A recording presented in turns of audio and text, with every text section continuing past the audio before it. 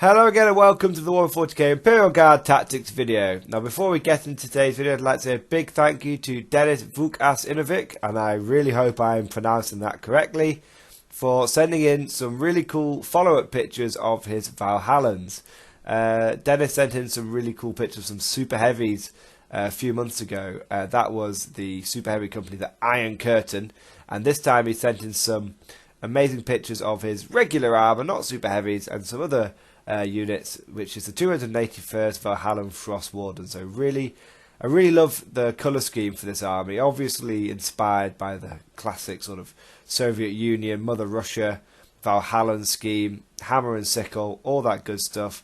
Totally appropriate for the Imperial Guard. Valhallans are pretty much Soviet Russia in space, and I had to say I'm really impressed with this colour scheme. It's really high quality. You've done these models justice. So thank you very much for sending in those pictures, Dennis. If anyone else has got any cool pictures they want me to use in my videos, please post them on my Facebook page. There will be a link down in the description below. So in today's video, I want to share some thoughts and some tactical insights that I learnt from playing my I Wish I Was Guard Genesical army, and how I want to apply those to my Imperial Guard army. Now, for those of you that don't know, I was at a tournament recently. It was a relatively fluffy event, but I took a list which turned out to be really powerful. That was a combination of Guard and Genestealer Cult, but there was no close combat Genestealer Cult stuff at all. It was all shooting. And what was staggering to me was the fact that I felt often when I was using my cult units that I was getting better shooting with them than I was with my Guard stuff.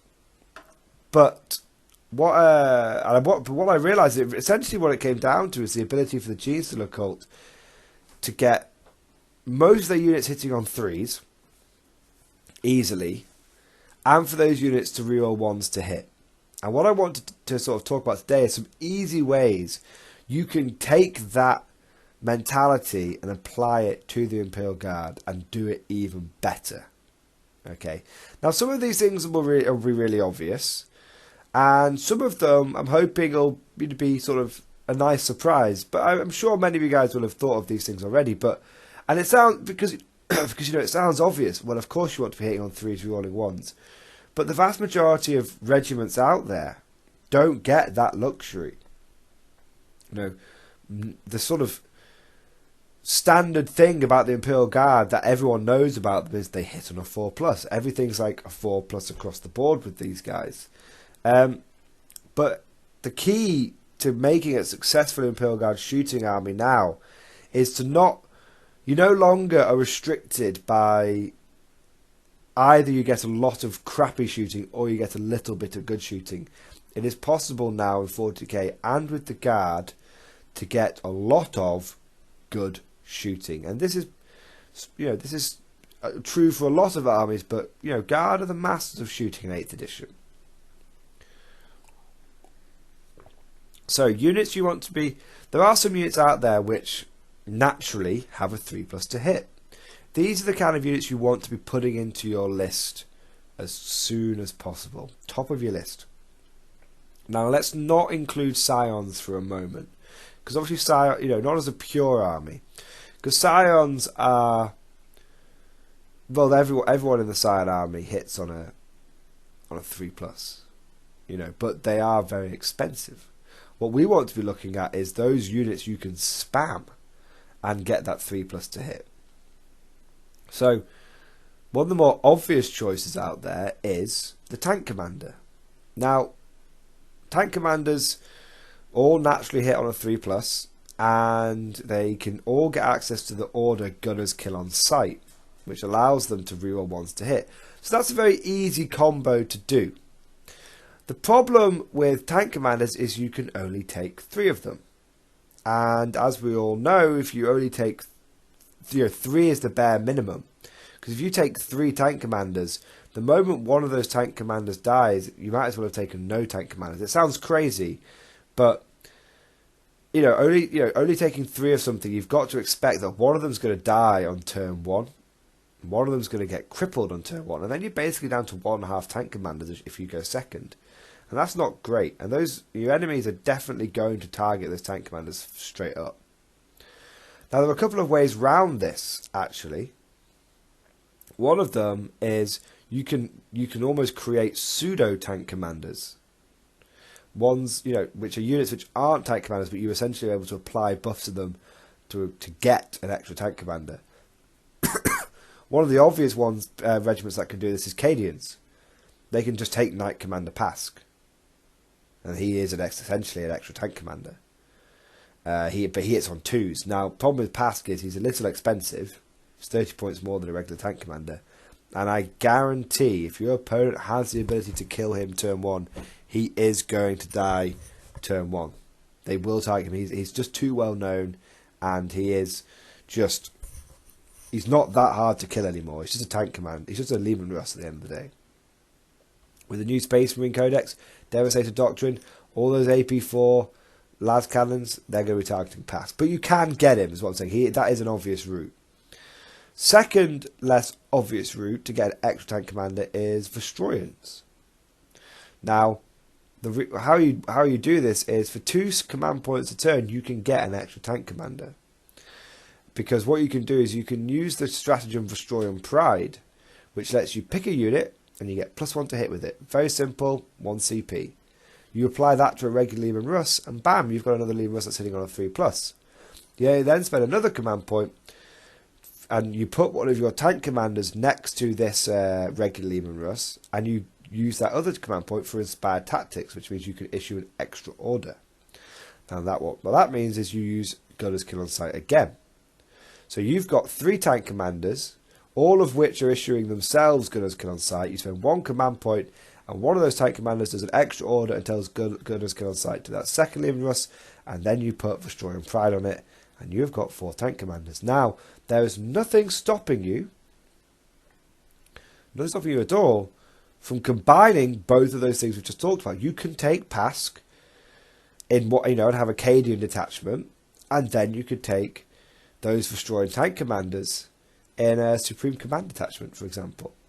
There's nothing stopping you from mixing regiments in 2 separate detachments to get the benefits of both. You don't want to mix them in the same detachment because then you don't get any regiment trait.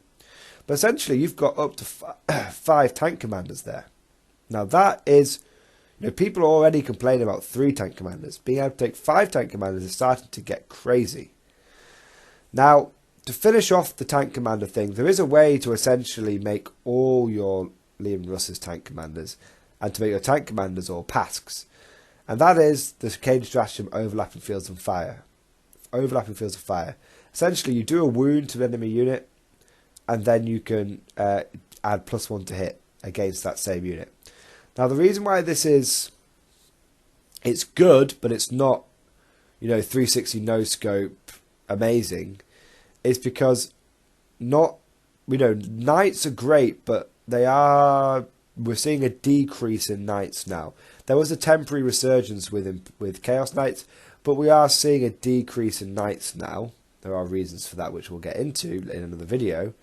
So the problem is that you're seeing people are not taking these 1 amazing or 2 or 3 amazing just bunker busting units, and so we're not seeing Overlapping Fields of Fire is becoming less good because less people are taking those crutch units essentially. Still effective, don't get me wrong, but again, I would look at this as I would think about this as combining. I wouldn't rely on Overlapping Fields of Fire. Fantastic stratagem. Wouldn't rely on it. And you've got to remember there's a lot of people out there that like to use Overlapping Fields of Fire and combine it with the Emperor's Wrath Artillery Company. That's where you see it being used a lot these days. So that's finishing off with tank commanders. It's very easy for you to get 5, and essentially you can get loads more up to a point. Special shout out to the Styges pattern Forge World Vanquisher tank, which effectively hits on a 3+ as well, if it stays still. Problem is you're limited to a Vanquisher cannon, which is shit. Now, the next unit you really want to be having in nearly every one of your lists, which hits on a 3+ and gets easy access to reroll 1s, is Veterans. Regular old Veterans. I have to say, one of the best units I was experiencing this weekend was my veterans, which had a missile launcher and 3 grenade launchers. It's a very cheap unit, and it really puts out the hurt. It really puts out the hurt. Cadians, again, if you sit still with those guys, they're going to get those reroll ones to hit.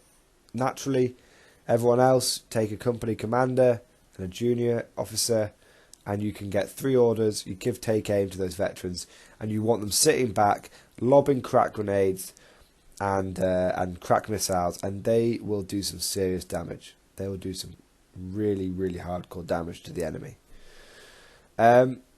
Now, we will talk about Scions now. Now, if you're going to add Scions to your force, I tend to find it's best to sprinkle them in carefully. What you really want to be looking at with Scions is the Scion command squads. Okay, now you're not going to get, if you're sprinkling them into your units, you're probably not going to get the regiment trait for the Scions. But there's nothing wrong with just taking 3 Tempestus Primes and 3 Plasma Scion command squads. That's 360 points. You don't even need to take all 3. You could just take 2 Tempestus Primes and 2 Plasma command squads. I wouldn't even give them the Rod of Command, because you're only going to be doing 1 order anyway. And keep it cheap. It's 120 points. And you've got a unit which you can just drop down and just delete an enemy unit. Those 2 units paired up will drop down and they will delete a medium tank. They will get their 240 points back. Now you have to take 2 Tempestus Primes because you need to be able to take 2 command squads. Speaking of command squads, the regular old command squad. Now the thing with regular command squad you have to be aware of is that even though they're only veterans, they cost 6 points per model. They didn't get the points reduction like regular veterans did in last chapter approved. But again, it's 24 points for a 4-man squad, regular Imperial Guard command squad, and you can put 4 special weapons in there. Really, really good, really powerful. I like to use my command squads. I like to keep them cheap, so I like to actually give them 4 sniper rifles. But that is not necessarily the best way to do it. You could be putting these command squads in the back of Valkyries or in Chimeras, and you can be loading them with plasma, and essentially you can have yourselves a couple more. If you think of a Valkyrie which has got a Scion plasma command squad in it, and then you've got a regular Imperial Guard command squad in there, junior officer, Tempestus Prime, that's 10 slots of the Valkyrie taken up. Smack an Ash Path in there as well, so that they can ignore cover. You do that 3 times, and you've got a lot of plasma death. I mean, think about that for a moment. That's 3 Valkyries with 8 plasma guns in each, and then you can slap a couple of plasma pistols on those officers, and they're all hitting on 3s. You can get even better. You can start Tempestus drop forcing it, but let's keep it simple for now. All hitting on 3s, all re-rolling 1s, all in rapid fire range, all ignoring cover. That is plasma death. That is a lot of plasma death. So, we've been talking about air power recently. If you want to be moving away from the Legion Russes, that's one area you can look into. Now, like I said, Cadians, can apply that hitting on 3s, rolling 1s to a lot of stuff. All their infantry. But if we're looking at units that natively hit on a 3+, you've also got, it sounds weird, but you've got the Hydra. Now, against units with the fly keyword, not like flyer, but fly, so anything with a jetpack or a jump pack or any skimmers, the Hydra gets a natural +1 to hit. That's really good. And that thing has 8 autocannon shots at 72-inch range. Nothing is going to outrange that thing. Not in other armies. Then you've also got, speaking of Valkyries before and flyers, Valkyries and vultures, if they go into hover mode, they are going to be hitting ground targets on 3s. You get a mass with the fleet, 3s you rolling 1s. Now I'm going to wrap the video up here, guys, because I'm sure there are a dozen more different ways that we can get this this strategy off of, you know, how many 3s rerolling 1s can we spam. But what I'm saying, guys, is there is a lot of options in the Guard Codex. We can bring this high quality firepower in huge quantities. And we should not be blinkered. I mean, I love my pure infantry, but we should not be blinkered as Guard commanders into falling into the trap of Leman Russes and infantry, Leman Russes and infantry, Leman Russes and infantry. Yeah, those are good staple workhorse units, but there are lots of options out there. Guard can bring lots of high quality firepower. We've got loads of different options out there that we can take advantage of. And I think it's time we start doing that. Last one to finish on, rattling snipers. 9 points for a sniper rifle wielding guy who's got a 4+ save and cover, who can shoot and then move. So you can shoot and then move out of line of sight. Ignore that retaliatory fire. That is something to be aware of. We have so many, and they're spammable, guys. They're spammable. You could take 30 rattling snipers in an army, and it's only 290 points. Now, they don't get the reroll ones to hit, admittedly, but that's a lot of sniper rifle fire. And I want to do a video talking about sniper rifle spam, but I'll do that another time. So what I would ask of you guys is put loads of anyone. If I've missed anything, and I'm sure I have, put those comments down below. What other ways have we got in the Guard Codex of hitting on 3s, rerolling 1s, that anyone could slot into their army? Let me know in the comments below. Thank you for listening, guys, and of course, I'll see you next time.